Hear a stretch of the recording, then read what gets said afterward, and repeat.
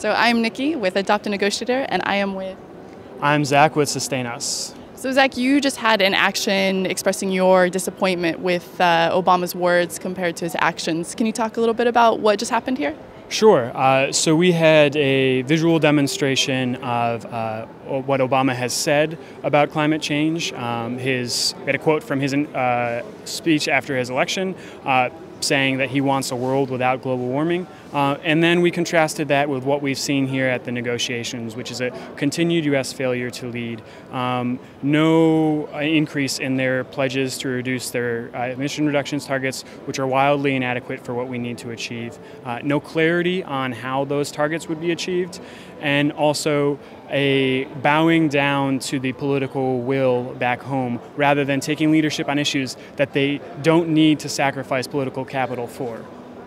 So there was a lot of hope going into this COP, but the negotiators have continued to say, the U.S. negotiators, that there's only so much they can do. They have their hands tied, that it's going to be a while before we see any change. Do you have any response to that specifically about actions that they could take here now, given the constraints? Sure, yeah. So a couple of things they have done. They have reaffirmed at the very least that the U.S. will meet its 17% pledge. They have started to change their tone on the issue of equity. But the biggest thing they could do is just a general change of tone.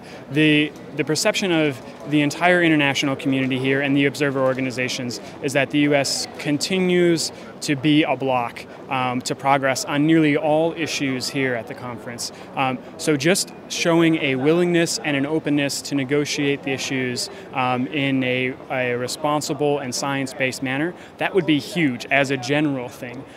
In specifics, they could outlay how they intend to meet their portion of the pledge to create fund the Green Climate Fund with $100 billion by the year 2020. As a large, wealthy nation that is responsible for a lot of the emissions, the U.S. bears a lot of responsibility for helping to fill that fund. So another thing they could do is make a commitment of how much they will put into it and a schedule of how they will ramp up to that amount of money.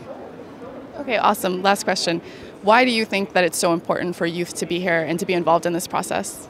Sure, well, that's an easy one. I mean, there's no bigger issue than climate change for our future. We've seen a little less than 1 degree warming since pre-industrial levels at this point, and the evidence of this past year and previous years really demonstrate how destructive just a little extra change to our weather events can be. And that affects a lot of things. I mean, we look at what's happened in the U.S. We've had property damage, we've had business lost, we'd have trouble producing the food that we eat.